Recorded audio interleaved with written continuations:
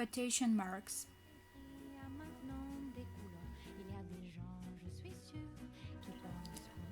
Writers use quotation marks primarily to enclose direct quotations of another person's spoken or written words.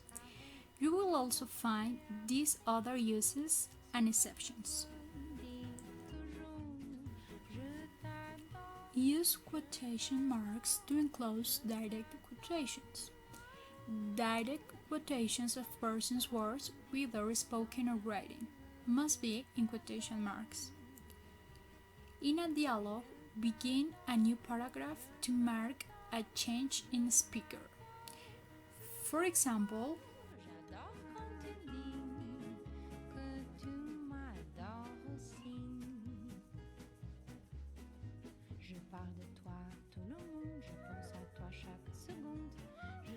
Mom, his name is Willie, not William. 1,000 times I've told you it's Willie. But Willie is derivative of William. Willie is derivative of William Lester, surely.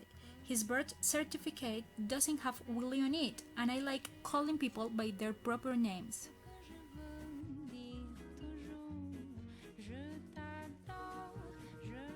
Exception: indirect quotations. Don't use quotation marks around indirect quotations. An indirect quotations reports someone's ideas without using that person's exact words.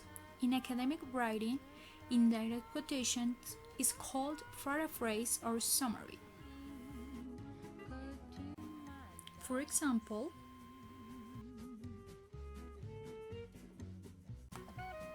Exception 2. Long quotations. Long quotations of prose or poetry are generally set off from the text by indenting. Quotation marks are not used because the indented format tells reader that a quotation is taken word for word from the source. For example, the following poem of Virginia Woolf.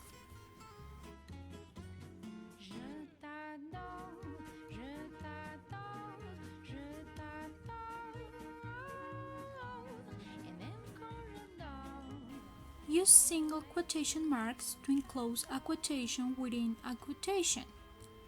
For example, Meghan Marshall notes that Elizabeth Peabody School focused on not merely teaching, but educating children morally and spiritually as well as intellectually from the first.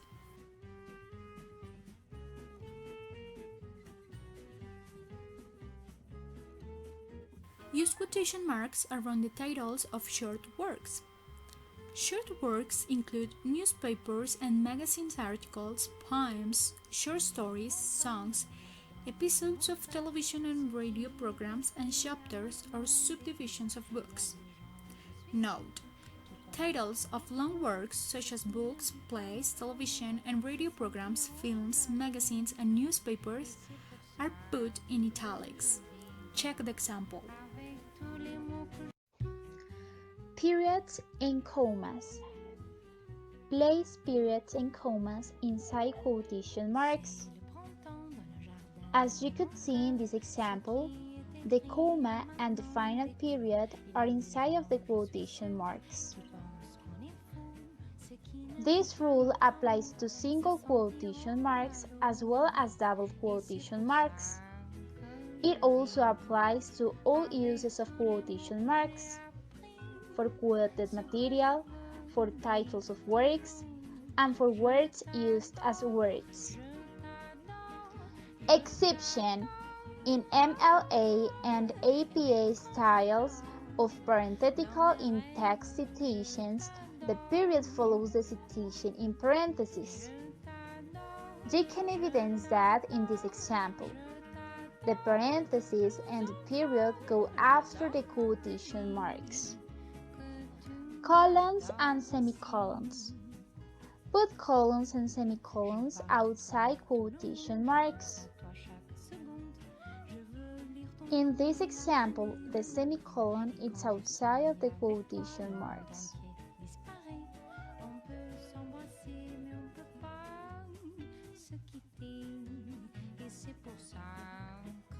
question marks and exclamation marks. Put question marks and exclamation points inside quotation marks unless they apply to the whole sentence. Look at these two examples. In the first sentence, the quotation mark applies only to the quoted question. In the second sentence, the quotation mark applies to the whole sentence. Note: in MLA and APA styles, for a quotation that ends with a question mark or an exclamation point, the parenthetical citation in a period should follow the entire quotation.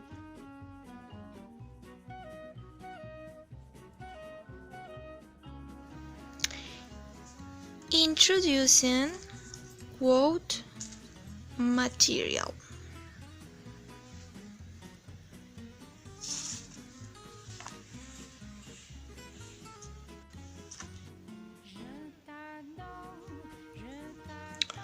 Formal introduction.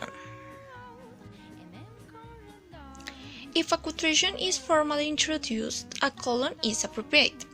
Formal introduction is a fault-independent clause, not just an expression such as he said or she remarked. For example,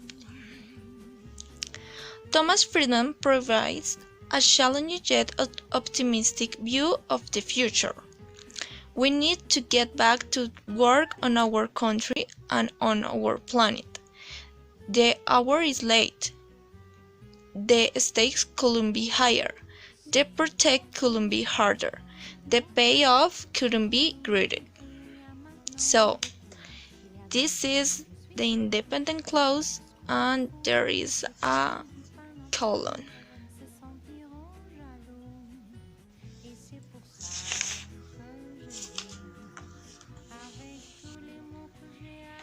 Second, expressions such as he said.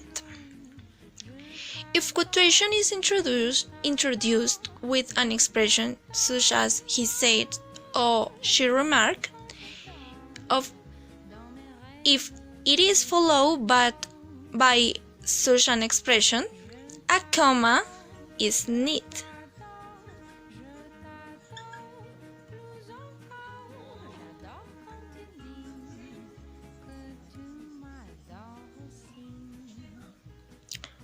For example,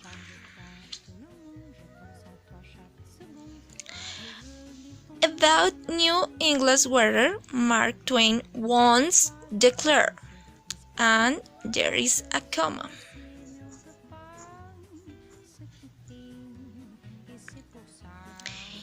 In the spring, I have counted 136 different kinds of weather within 4 and 20 hours.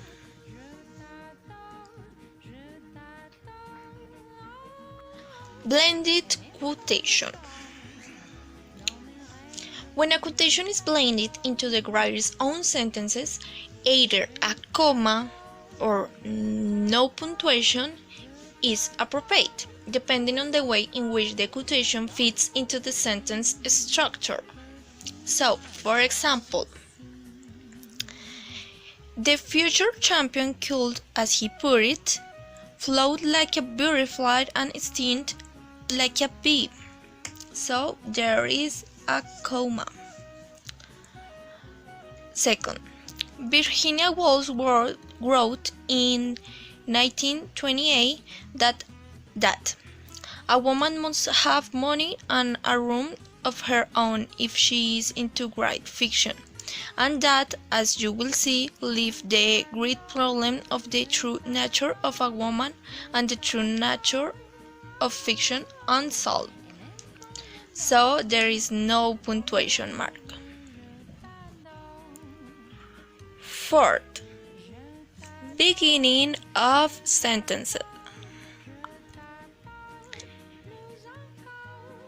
If quotation appears at the beginning of sentence, use a comma after it, unless it ends with a question mark or an exclamation point.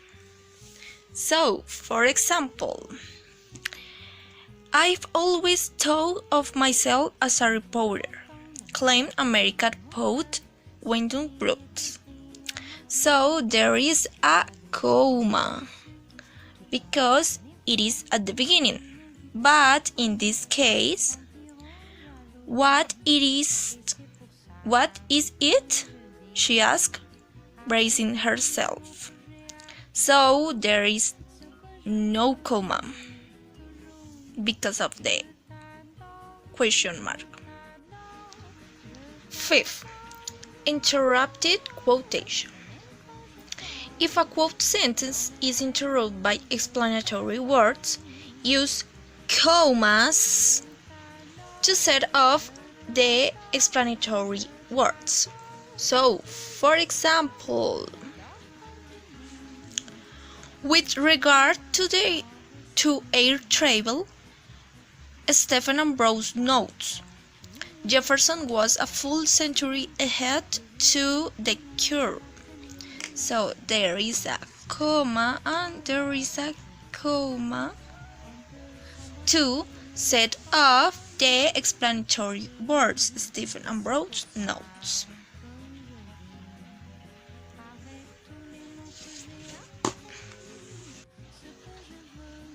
Avoid common misuses of quotation marks.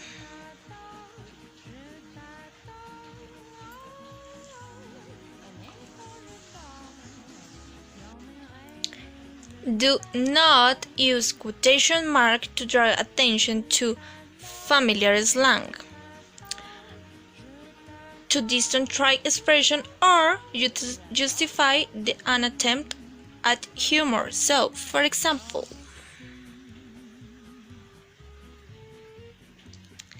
The Economist estimates that single-family home prices will decline another 5% by the end of the year, emphasizing for this was only a ballpark figure. So in this case, there is no quotation mark. So we do not use in cases as this.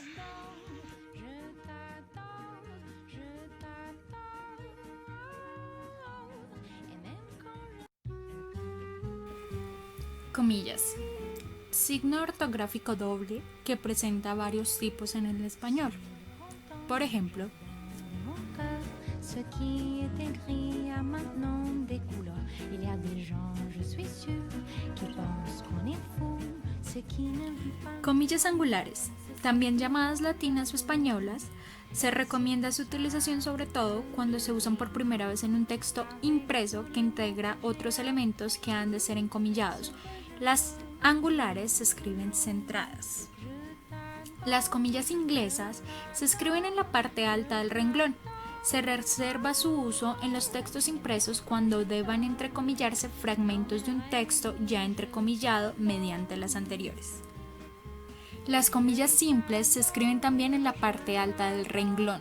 Se reserva su uso en los textos impresos cuando deban entrecomillarse fragmentos de un texto ya entrecomillado mediante las latinas o españolas y las inglesas. Je parle de toi tout le monde, je pense à toi chaque seconde. Je veux lire ton nom dans la traînée d'un avion. Ten en cuenta el siguiente ejemplo, el cual posee los tres tipos de comillas del español. Todos los tipos de comillas se escriben sin espacio de separación respecto de la primera y la última palabra del periodo que enmarcan, y con espacio de separación respecto de las palabras o signos que la preceden o la siguen. Sin embargo, cuando lo que sigue a las comillas de cierre es otro signo de puntuación, este se escribe pegado a ellas.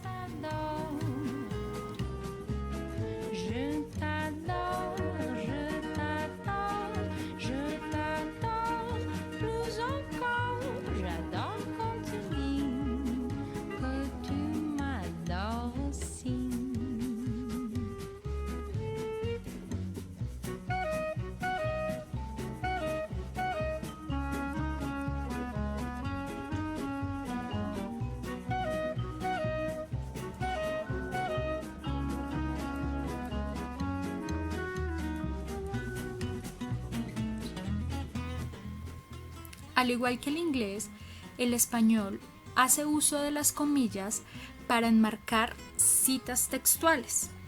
Je t'adore, je t'adore, je t'adore. Et même quand je dors, dans mes rêves, je t'adore.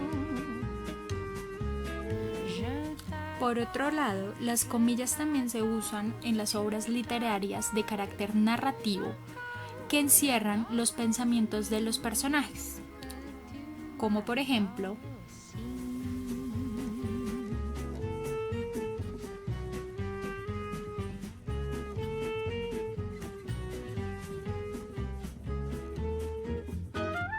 en ocasiones puede ocurrir que los pensamientos del personaje ocupen varios párrafos. Se han de colocar entonces comillas de cierre al comienzo de cada uno de los párrafos, menos en el primero, ya que se inicia siempre con comillas de apertura, tal como se puede observar en el siguiente ejemplo. Pense qu'on est fou, ceux qui ne vivent pas notre amour se sentiront jaloux. Et c'est pour ça que je dis, avec tous les mots que j'ai appris, ce que je veux dire toujours, je t'adore, je t'adore. Las comillas también se utilizan para indicar que una palabra o expresión pertenecen a otra lengua. Por ejemplo, Je t'adore, je t'adore, je t'adore, je t'adore, plus encore, j'adore quand tu dis que tu m'adores aussi. Je parle de toi, tout le monde, je pense à Texto manuscrito. Cuando en un texto manuscrito se comenta un término desde el punto de vista lingüístico, ha de escribirse entrecomillado. Mira el siguiente ejemplo. La palabra Manolito se escribe en paréntesis ya que es el término que quiere mostrar el autor. se sentiront jaloux. Et c'est pour ça, Obras de carácter lingüístico. avec tout En obras de carácter lingüístico, las comillas simples se utilizan para indicar el significado de una palabra. En el siguiente ejemplo va entre comillas simples tener relaciones sexuales, el cual es el significado del verbo sexar. dans mes rêves, je t'adore.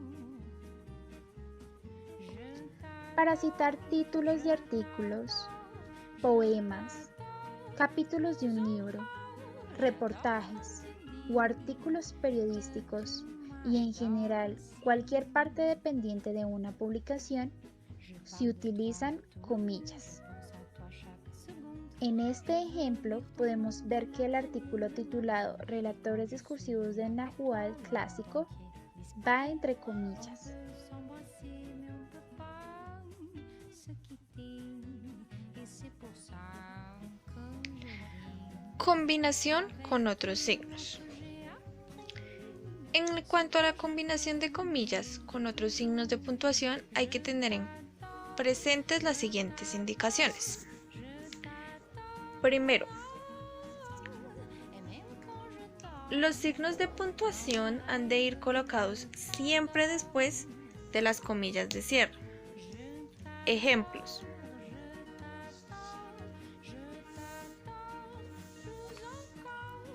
Marta le dijo a su suegro: Antonio, eres insoportable. Aquí vemos el signo luego de las comillas de cierre. Segundo, ¿de verdad ha dicho te voy a mandar a una residencia en Galicia? Y aquí vemos el signo.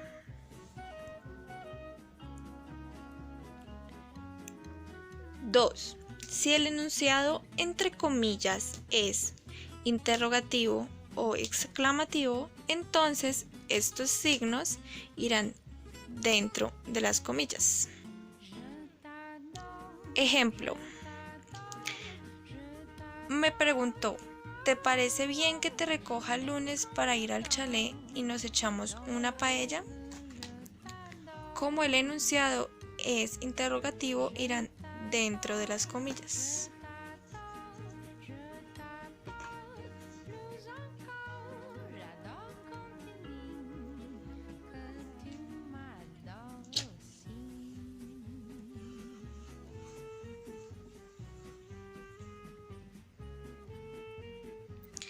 Pero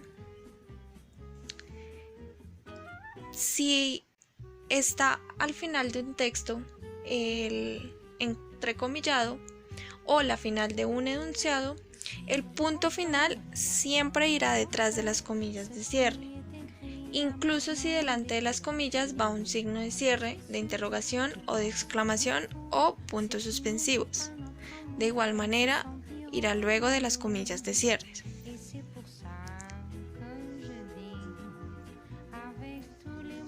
Ejemplo. Me ha preguntado esta mañana, ¿me vas a ayudar a pasar las calificaciones, por favor? ¿Qué ganas tengo de un perro?, exclamó. Como podemos ver, siendo el final de un enunciado, va luego de las comillas de cierre. O en el segundo ejemplo, ¿qué ganas tengo de tener un perro?, exclamó, va luego la comilla de cierre.